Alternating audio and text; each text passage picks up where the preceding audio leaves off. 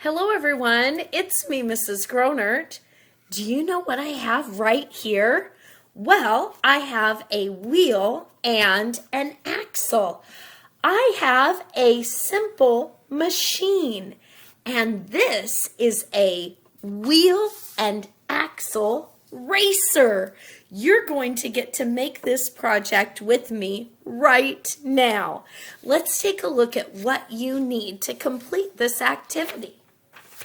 You're going to need 4 paper plates, colors, glue, a new pencil, tape, and a ruler or tape measure.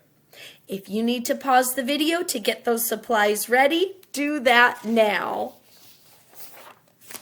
Okay, what do you do? Well, the first thing you're going to want to do is decorate your paper plates. You can color them beautifully. I decided to make this racer look like beautiful flowers on the outside. And you only need to color 2 of the plates because that's all that shows.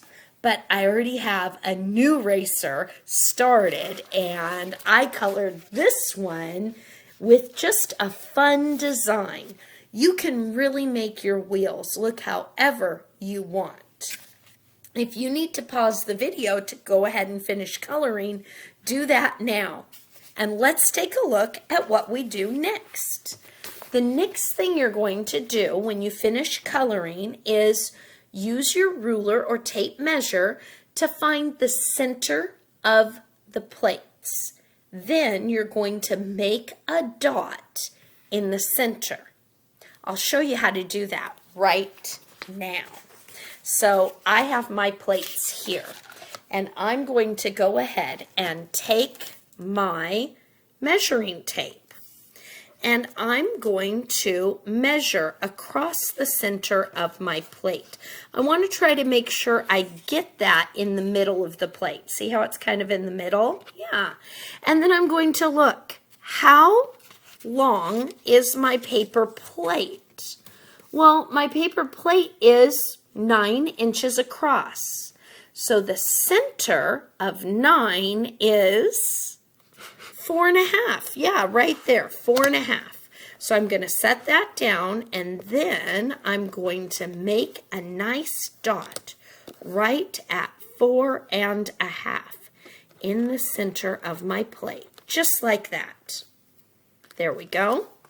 And I'm going to go ahead and do the same thing with all 4 of my plates. Go ahead and do that now. And when you finish, you can unpause the video to see what to do next. Okay, so I've added a dot to the center of all 4 of my plates, and I'm ready for the next step. The next step is to make a hole in the center where the dot is with your pencil. I'll show you how to do that right now. Depending on your plate, you might need help from a grown-up for this step. So I see where the dot is right there, and I'm going to press the point of the pencil right there into the dot, and perfect. Now my pencil went right through the hole. I'm going to go ahead and finish that for all of my plates. You can do that now too. Okay, now I have all 4 holes poked in my plates. Once I finish that, my next step is to glue my plates together and let them dry. Now, to make sure the plates really stick well, you're going to want to use a good amount of glue. I'm using a glue stick today, so I'm really going to push it down and put a lot of glue there around the edge. Do you see that rim there? Yeah, I want to make sure it goes all the way around the whole edge of my plate. Once I'm finished that, I'm going to stick the plates together, and I'm not going to do anything else with my eraser until the glue is completely dry. I don't want my eraser to come apart. So here's one colored plate, and I'm gluing that to one of my plain plates. See that? There we go. And I'm going to put them together like this and let them dry. Squeezing them together to hold the glue. Okay. Go ahead and glue yours, and when yours is dry, come back and we can see what to do next. Okay, now my plates are dried and they are ready for the next step. Let's take a look at what we do next. So next we're going to put the pencil through the holes in the plates. Let's do that now. That's a pretty easy part. I just take the pointy end of my pencil, make sure it goes through the holes like that, and then I do that on the other plate as well. Make sure to get it through the holes. Look at that. Perfect. Hey, pretty awesome. Now, my last step with my eraser is to add some tape. I'm going to wrap tape around the pencil on each side of my eraser on the axle so that the plates don't slide off of the pencil. Let me show you how to do that with one side. So here's my tape. I'm going to take a piece of tape and then I'm going to wrap the end just like this of the pencil, and I'll wrap my tape around a few times. Doesn't have to be tight. This is just to make sure my wheel doesn't come off. There.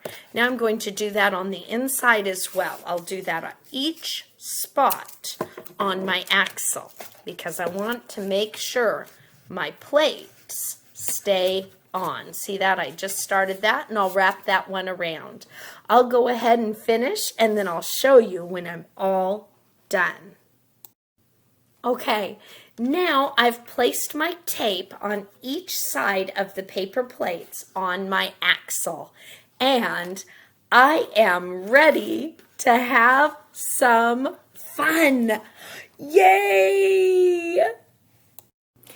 Now that your racers are all completed, find a place where you have a flat, smooth surface. A floor is great, or if you don't have a nice flat floor, you can always go outside and do this on cement. Okay, are you ready to see me race? I'm going to see how far my racer goes.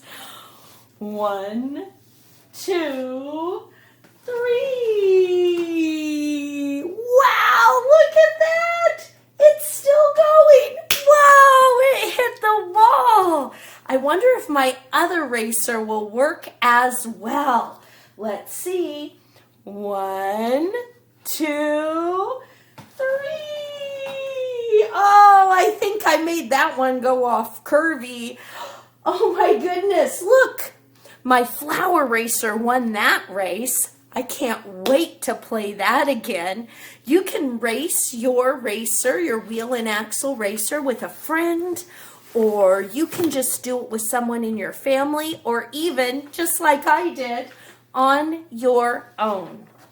When you're done, think about, how do the wheel and axle work? How far can your wheel go? Is there a way to make the wheel go faster?